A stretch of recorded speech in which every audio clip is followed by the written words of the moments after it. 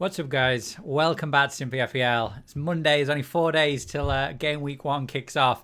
And believe it or not, I've made some more changes to my team. So, look, I promise to keep everyone updated on the changes that I do make. So, yeah, I've made four transfers, some of them more important than others. So, yeah, let's have a quick look at them. This will probably be a quicker video than usual. There's not a huge amount to talk about, but enough to talk about to justify the video. If you've not kept up the last few days, we've got a mini league now, so do join that. The code to join it's in the comments and the description below. And let's look at the team. So you're getting used to seeing this, the blank template with all the fixtures above. Goalkeepers, we have not changed right now, so we've got Sanchez and Foster. Now, I am strongly considering swapping Foster to a lot lower owned £4 million goalkeeper. So just to justify that, the way FPL pricing works is that if a player gets loads of sales in a week, so let's say Foster's owned by 1 million people, if 500,000 people transfer him out, his price is likely to decrease. So in terms of having a £4 million goalkeeper on the bench, you're not going to use him anyway. Like, it's so unlikely that Sanchez gets injured and then also Backman Watford gets injured. So actually my reserve keeper can play. Like, the odds of that are so low that you may as well just buy one of the £4 million goalkeepers who is owned by like almost nobody. And that way the price is almost never going to go down. So look, it's a really, really small piece of detail, but I'll probably go with that. So yeah, in the next couple of days, I'll just look at what is the most likely £4 million goalkeeper to play who's owned by like 0.1%. But yeah, for the time being, we've not changed our goalkeeper, and Sanchez is not going to be changed. That's locked in. There's nothing that can change my mind on that unless he gets injured, I guess. Defense then. So here's the changes. So Luca Digne has gone. Now, there was 2 reasons for that. So the main reason was wanting to get an extra sub. So I remember I did a video there a few days ago where I was talking about swapping out Greenwood and bringing in like a much cheaper midfielder and then just having a reserve striker and a reserve defender. I really didn't like that idea the more I thought of it, but I still want to get another playing defender on the bench because like the way the team's shaping, there's just too much risk in my team. And if I don't have a bench, I just think it's going to be a problem. So for the sake of Luca Digne is not exactly nailed on to get me points all of a sudden. I still believe he's going to be on most set pieces, but there's no guarantee of that all of a sudden. Like, he wasn't on the set pieces against United. Like, maybe Benitez is trying something different. Like, maybe he doesn't get as advanced.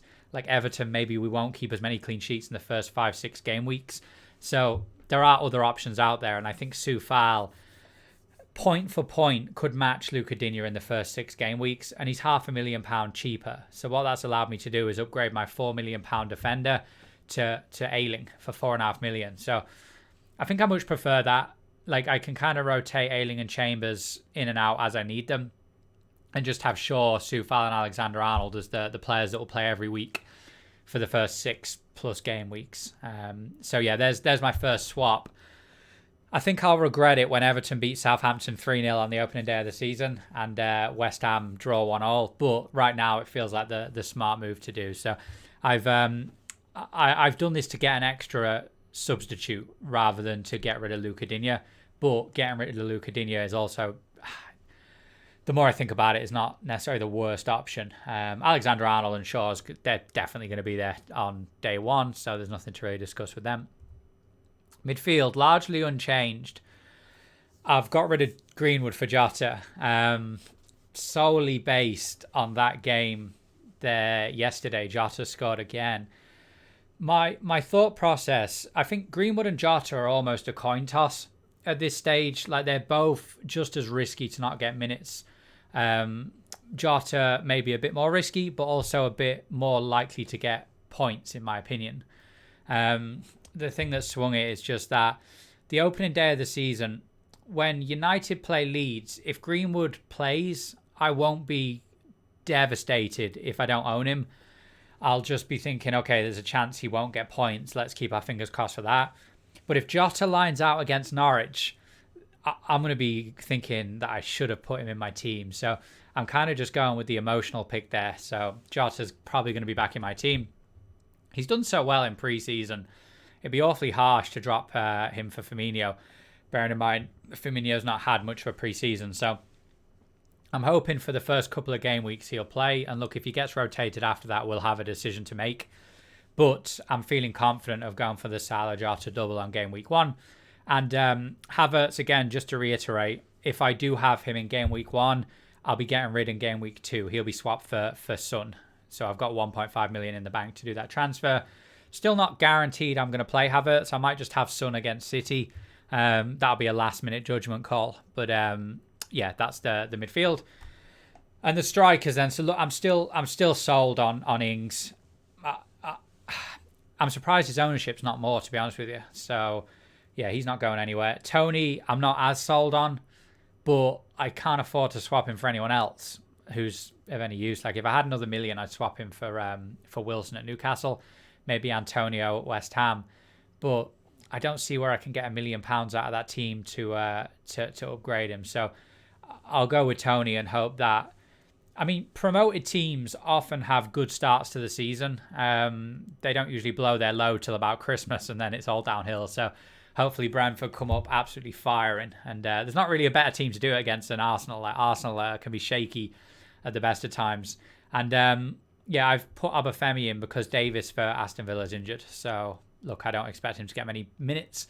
He's going to be a permanent benched fixture or asset on my in my team until I use my wildcard.